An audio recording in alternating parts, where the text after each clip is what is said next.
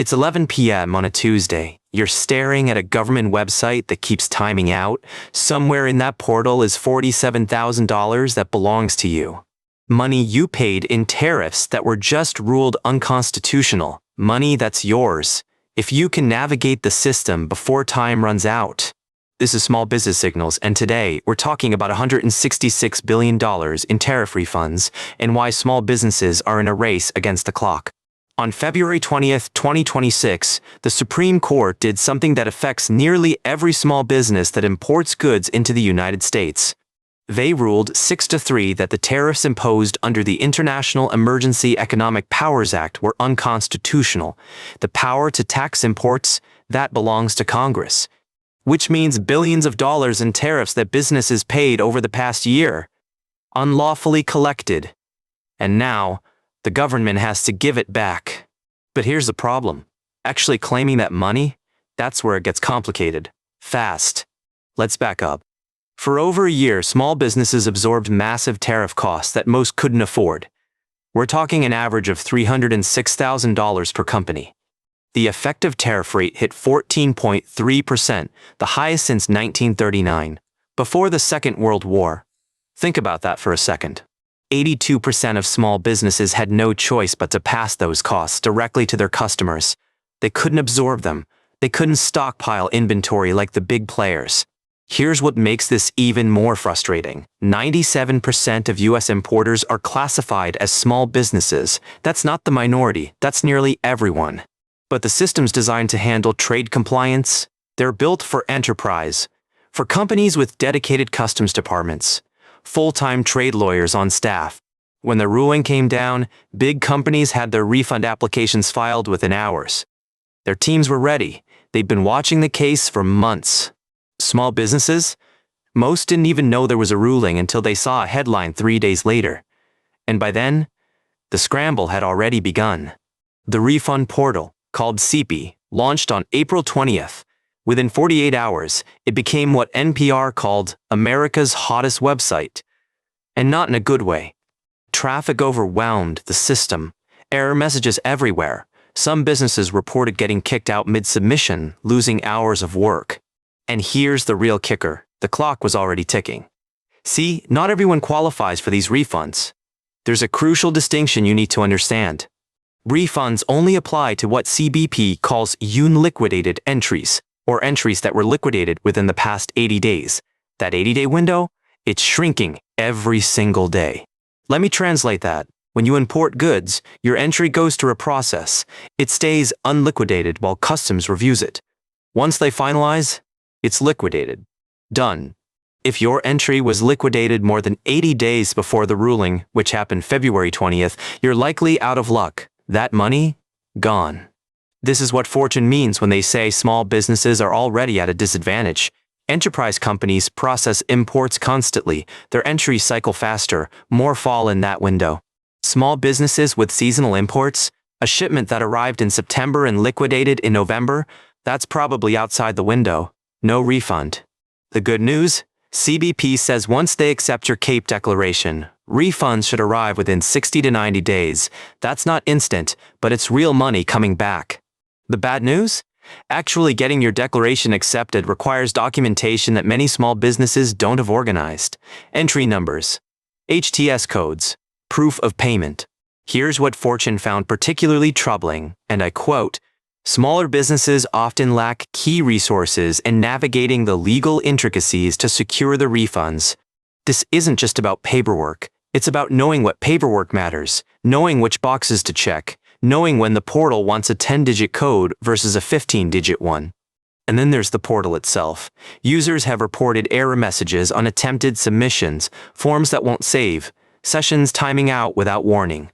Some businesses have tried submitting the same application 3, 4, 5 times, each attempt taking an hour or more, each failure pushing them closer to missing the deadline. So what do you actually do? First, and this is urgent, you might want to check whether your import entries are unliquidated or were liquidated within the past 80 days. Your customs broker can tell you this. If you don't have a broker, and many small businesses don't, CBP's ACE portal has your entry status. It's not intuitive, but it's there. Second, Gather your documentation now, not later.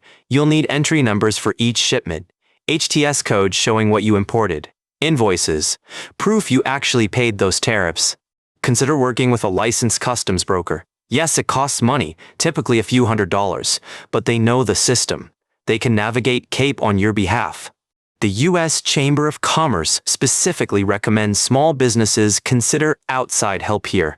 The portal was designed for trade professionals, not shop owners learning as they go. If you're experiencing portal glitches, and many people are, document everything. Screenshots, timestamps, error messages. CBP is tracking technical issues. This documentation could matter if deadlines pass while the portal was malfunctioning. It's not guaranteed to help, but it creates a paper trail. And paper trails have power. Now, I need to be clear about something. This isn't financial advice. Every business situation is different, and you should absolutely consult with a qualified trade professional before taking action. But the pattern we're seeing from early reports suggests that businesses who move quickly and move correctly are getting their declarations accepted. Let's talk actual numbers. The Penn-Wharton budget model estimates between $166 and $179 billion in total refunds available. That's the full universe.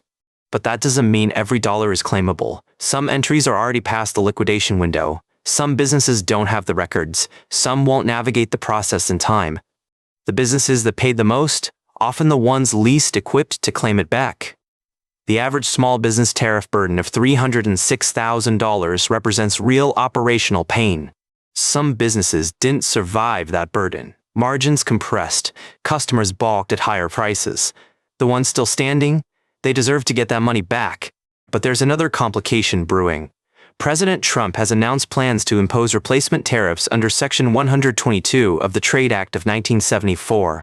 So even while you're claiming refunds for past tariffs, new tariffs may be coming. Different legal basis, different structure, but potentially similar costs. This is why getting your refund now matters even more. That recovered money could become a buffer against future costs. Capital to adapt. Runway to pivot. The Supreme Court was clear in their ruling. I'll quote from the Holland and Knight analysis. The power to impose tariffs is very clearly a branch of the taxing power reserved for Congress. That's a significant legal statement. It means this particular mechanism, using emergency powers for trade policy, is off the table, at least for now. But it doesn't mean tariffs themselves are gone. Congress can still impose them. The executive branch can still use other authorities. Trade policy remains contentious. For small businesses, the signal here is clear. Stay informed. Build relationships with customs professionals. And when money is owed to you, move fast to claim it. Here's a practical timeline. This week, check your entry status. Next week, gather your documentation. The week after, submit or work with a broker to submit. Don't let perfect be the enemy of good. If you have most of your documentation, it may be better to start the process now and supplement later than to wait and miss the window. And if you've already tried and hit technical issues, keep trying. The portal seems to work better during off-peak hours. Early morning. Late evening. Weekends. Some businesses report that refreshing and re-entering data has eventually worked. It's frustrating. This is taxpayer money on a government website, but persistence matters. If you're listening to this and thinking, I don't even know where my import records are, you're not alone. But this is a good wake-up call to get organized. Going forward, you might want to consider keeping a dedicated folder, physical or digital, for every import. Entry number, HTS code, invoice, payment confirmation. One place. Because here's the reality. This won't be the last time trade policy shifts. This won't be the last time documentation matters. Being prepared isn't paranoia, it's operations. The Learning Resources v. Trump case, that's the official name of the Supreme Court ruling, may become a landmark for trade law. It clarified executive power limits in ways that matter long-term. But today, right now, what matters is the practical. There's money available, there's a deadline approaching, and small businesses need to act. If this episode was helpful, consider subscribing. We cover signals like this every week, the trends and deadlines that actually affect small businesses on the ground. And if you know another business owner dealing with this, share this episode. Not as a favor to us, as a favor to them. They might be running out of time and not know it. The $166 billion scramble is real. It's happening right now, and the businesses that claim their share will be the ones who understood what was at stake and moved. So check your entries, gather your documents, reach out to a broker if you need one, and don't let a website glitch stand between you and money that's rightfully yours. This is Small Business Signals. The signal today: move fast. The clock is ticking. And remember, this content is for educational purposes only and does not constitute financial advice. Always consult with a qualified professional before making significant business decisions. Your business has already survived a lot. You paid tariffs you shouldn't have had to pay. Now it's time to get that money back. We'll see you next episode. Remember, this content is for informational purposes only and is not financial advice.